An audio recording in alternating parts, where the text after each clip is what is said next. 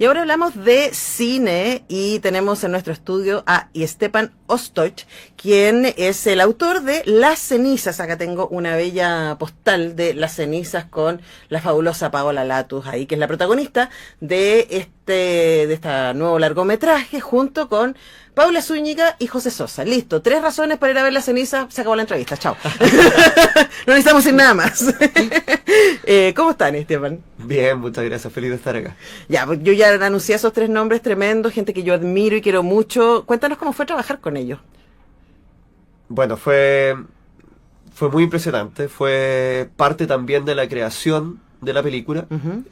Son 3 actores que ponen muchos de ellos en los proyectos, y eso a mí siempre me ha interesado mucho desde el lugar de trabajo. Entonces, yo no hice un casting como tal. La verdad es que yo pensé en la mayoría de ellos desde un inicio. No digo todos, porque haya sido bien honesto al decir que uno de esos papeles yo lo pensaba para otra persona y después... Pero todo decantó. Pero claro, o sea, a mí me interesa mucho ese lugar donde los actores, las actrices dicen lo que tienen que decir sobre el guión, te ponen a prueba a ti como director y desde ahí creamos, co-creamos. Entonces, me carga decir un poco exactamente lo que esperaba, pero más o menos eso. Como yo sabía que iba a ser un proceso súper rico y que la película iba a terminar en su mejor versión, por lo menos, con ellos ahí. Ahora, voy a tratar de hacer un resumen de la serie. Podría leer la sinopsis de Cine Chile, pero básicamente se trata de un duelo.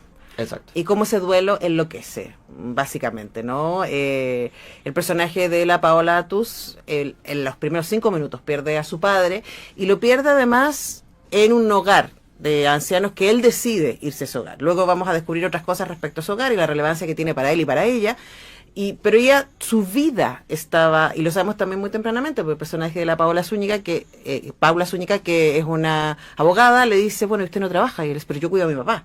Y esa frase ya nos instala que ese personaje vive en torno a esta figura masculina y que cuando la pierde, básicamente se pierde. Y lo que vemos es la locura de ella tratando de buscar culpables, tratando de sostener quien ella pensaba que era su papá, y se va a encontrar con algunas otras cosas. Hablemos de querer hablar de la paternidad, pero desde un lugar marginal, diríamos, ¿no? Desde quien es hija.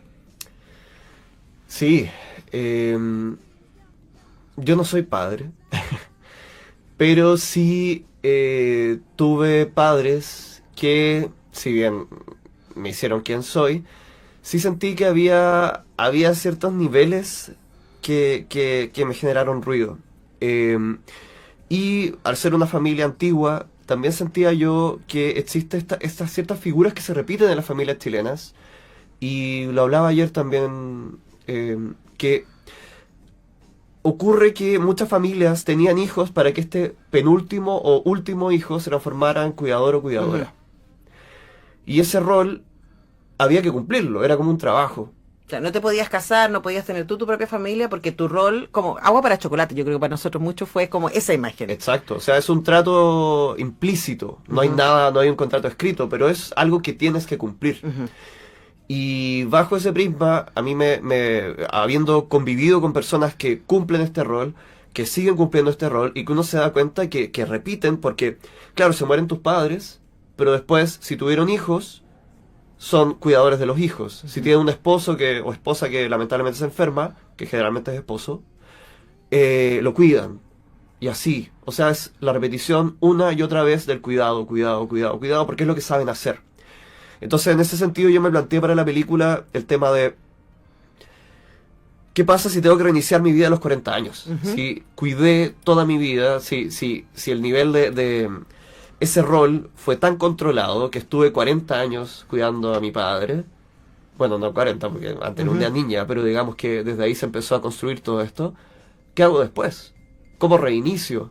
Además, ¿quién soy yo? Yo creo que esa es la pregunta, porque el personaje de Ingrid enloquece, uno la ve enloquecer, y uno dice, está pasando rollo, es como esto no puede ser, pero también porque la pregunta sobre quién es su padre es una pregunta sobre quién es ella también. Entonces, si el padre no es esta persona que ella pensaba que era, ¿quién es ella? Yo creo que eso es lo que detona finalmente la crisis, y por eso ella tiene que recurrir a estas cosas tan radicales para poder defender esa imagen, porque es ella también. Exactamente, y también va con lo que dices tú del duelo.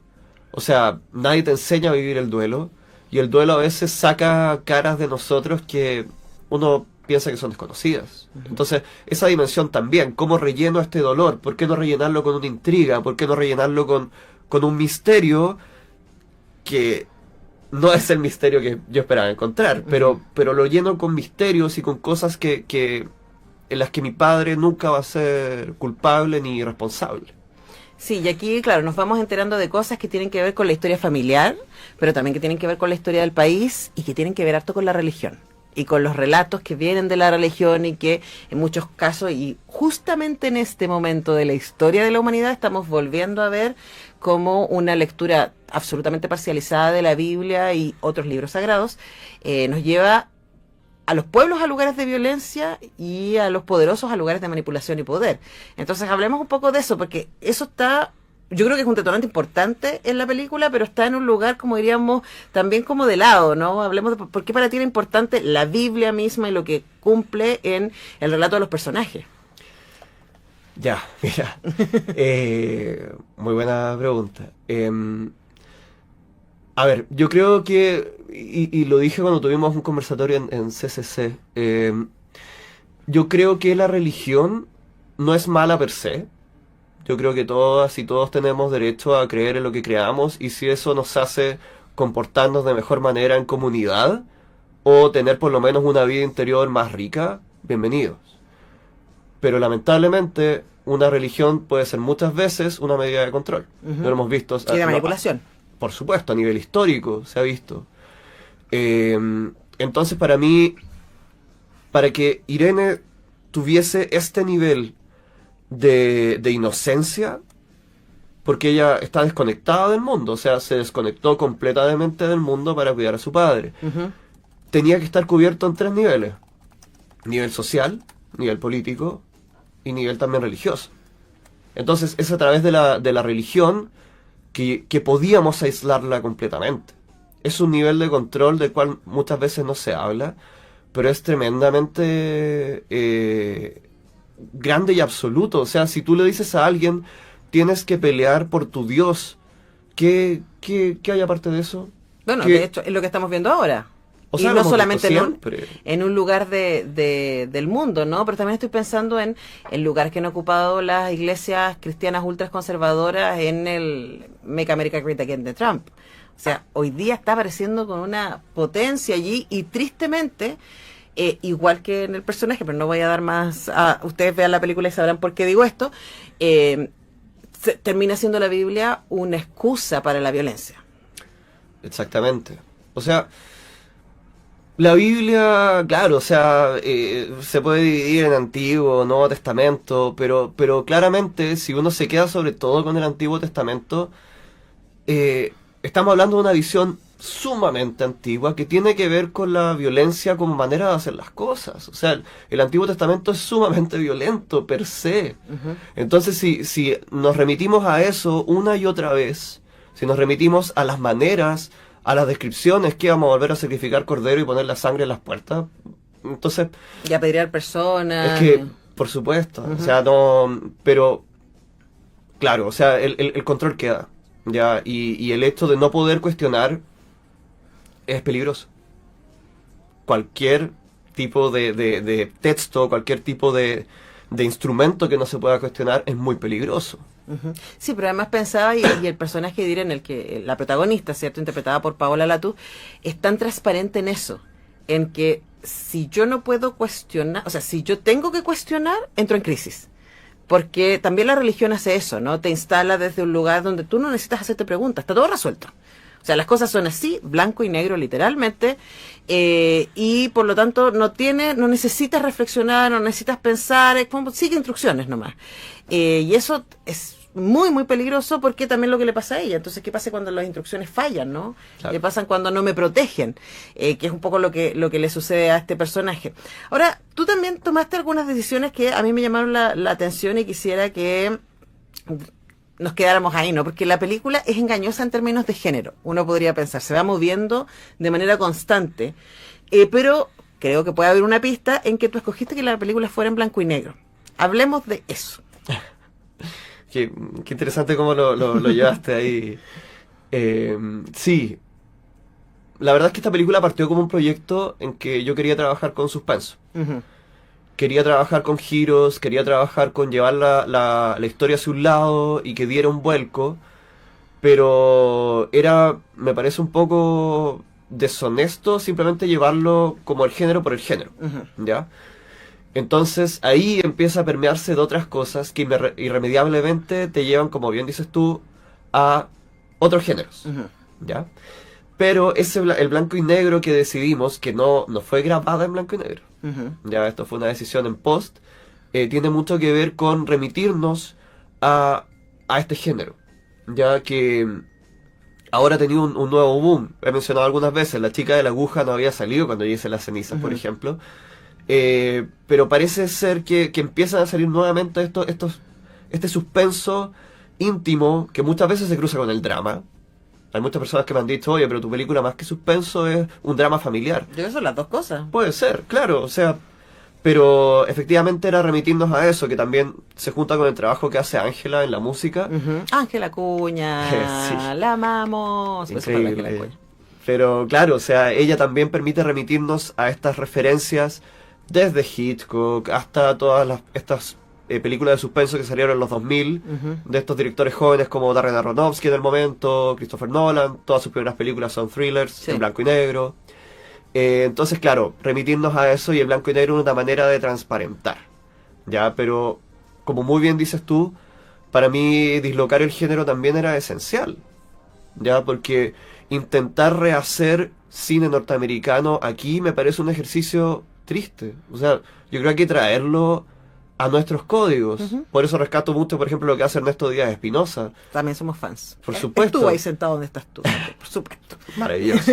Cine de acción, pero con géneros tremendamente chilenos. Sí. Eso tiene sentido. Ahora, también hay una cosa que tiene el blanco y negro que hoy día nos produce un efecto de irrealidad. Porque, a diferencia de las generaciones que se acostumbraron a ver el melodrama y el film noir en los 40 y en los 50 en blanco y negro, al mismo tiempo que los grandes peplum, los musicales eran a color, nosotros ya estamos acostumbrados a ver todo a color. Y de alguna manera, cuando empezamos a ver algo en blanco y negro, por lo menos a mí, inmediatamente entramos a, ok, esto es una irrealidad, como musical, esto es una irrealidad, ¿no? Y también podemos pensar, aunque el narrador es un testigo que está fuera, que igual estamos en la locura de la protagonista. Totalmente. O sea, para mí el punto de vista era esencial. Ujú. Esencial, o sea, es un mensaje también que cuando llegamos al blanco y negro a mí me hizo mucho sentido en el lugar desde que estamos viendo el mundo en blanco y negro. Ujú.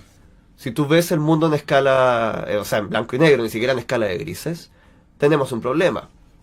Algo va a explotar ahí, Sí. ¿ya? Entonces, efectivamente, yo en ningún momento quise hablar de Las cenizas como un drama realista, ya como tenemos muy buena escuela en Chile del realismo, por supuesto, pero esta no era la película para eso. Ujú. Y a mí no me interesa en ningún momento esconderlo, ¿me entiendes? Como que yo quería transmitir, esto es cine de género igual, no pretende acercarse a la realidad, pero sí hay ciertos... Bueno, primero me interesaba que los actores trabajaran desde lugares que le hicieran sentido. Ujú. Eso para mí yo creo que es esencial para que una película resulte verosímil. Pero también, o sea, decirte hasta qué límite podemos llevar esto. Ujú. Sí. Ahora, están esas dos cosas, ¿no? Porque al mismo tiempo es muy de género, entonces tiene esto, podríamos decir, artificioso, Ujú. pero al mismo tiempo esos personajes existen. O sea, es como, es realista en términos de que todo eso podría pasar. No se mueve en el espacio de lo fantástico, No. sino del extremo de la locura humana, vamos a decir. Y de una locura muy cotidiana, ¿cachai? No el psicópata, sino que es una cosa muy detonante. Ahora, hay un elemento más que a mí me parece que también me gustaría tenerme antes de cerrar, que tiene que ver con la revuelta. Porque la revuelta no es un protagonista de la película, pero es un eco de fondo, ¿no? Hay un momento en donde mientras está explotando este mundo interno, también tenemos referencias que está explotando afuera.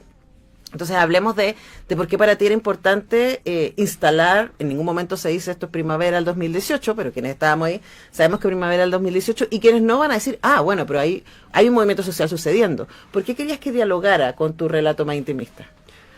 Mira, yo también creo que hay un relato propio de lo que sucedió con la película. Yo estaba escribiendo esta película en el 2018, antes de todo, y yo estaba haciendo una película de género, y de repente pasa el estallido social.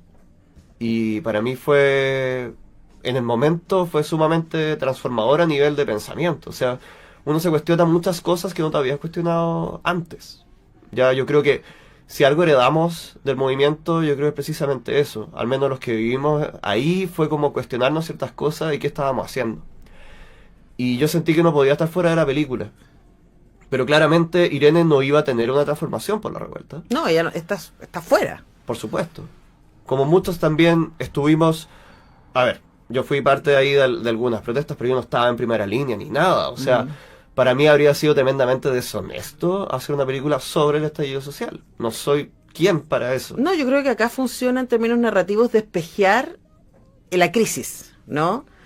Y de que al mismo tiempo que está pasando esto dentro de ella y dentro de su contexto familiar, íntimo, laboral, está pasando esto como en nivel más masivo. Entonces hay una tensión, que uno diría, un contrapeso narrativo que aparece ahí. Por supuesto. Y lo otro es que eso está presente sobre todo desde el sonido, que era una decisión que también tomamos, porque tu estallido social es distinto al mío, y lo que te remiten los sonidos es distinto. En cantidad de personas, en lo que sucedió, en qué recuerdos tenemos de eso. Y para mí era súper importante jugar con eso más que con la imagen. La película tiene una sola imagen, donde aparece algo de la revuelta. Sí.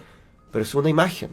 Y para mí tenía mucho sentido que fuera así, porque lo más potente es aquello que ocurre en el sonido en ese sentido, porque eso se remite a tus propios recuerdos y cómo tú los viviste. Sí, y además también porque muestra que el personaje va contrapelo, lleva caminando en el sentido contrario un poco de lo que está pasando. Sí. Bueno, como ven, hay muchas cosas que podemos seguir conversando respecto a las cenizas, pero queremos invitarles a que puedan participar de las diferentes actividades que la red de salas de cine está organizando y que ya partieron. El 24 de septiembre estuviste en Antofagasta, que ahí partió todo, ahí sucede la película, así que tenía todo el sentido de que la van premier fuese allá. Pero esto sigue.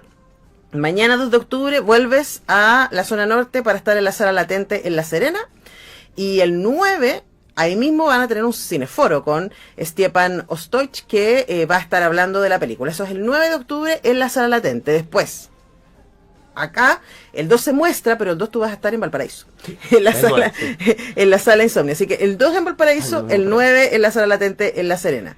El 21 de octubre en el Centro Cultural de San Antonio, y también el 22 va a estar ahí. Y acá en la región metropolitana también ya partieron las funciones. Hubo una sala en el CCC, en la sala acá, pero hoy día, justo hoy día, hay un cafecito. Me dijo la mención al cafecito con Stjepan Ostojic en la sala Lemesio de La Reina. Así que hoy día la sala Lemesio de La Reina, para quienes quieran participar de esa conversación y quieran ver la película después ver. Y esto continúa en la zona sur, porque el miércoles primero la película hoy día se muestra en el Cine Club de la Universidad Austral de Chile, también en el Cine -1 en Puerto Varas, el martes 7 en el Centro Cultural de Coyhaique, y también en el Cine Club de la UACH, y el 21 ahí va a estar como justo antes y después del festival. Vamos a estar ahí valdiviando nosotros también. Así que esto es parte de Estrenos en Red. Si quieren tener más información, les invitamos a que sigan a la red de salas en Instagram, y le agradecemos muchísimo a Stjepan que nos haya acompañado hoy día. Antes de cerrar, quería darte este tot de la película. Mira, gracias a Estrenos en Red de cine, sí, que ha sido increíble para nosotros que pueda ser el proyecto seleccionado para distribuir, entonces queríamos dejarte este touch. Gracias, de la está película. bueno. Lo vamos a usar además para andar trayendo el computador para allá y para acá. No pasa porque ya el que tengo está un poquito dañado. Claro, y además que decir que este estreno es parte de un proyecto que Red de Salas postula todos los años para distribuir cine chileno y que permite que las películas lleguen a todo Chile a través de este programa. Así que felicitaciones a todo el equipo de la Red de Salas, a la Vale aquí representada, y también a todo el equipo de la película Las Cenizas, que como ya les dije, está viajando por Chile, como perico, durante estos meses. Gracias por venir, Esteban.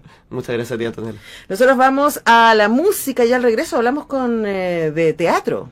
Vi a uno de los bonobos que pasó por acá. Pasó un bonobo por acá. Ya volvemos.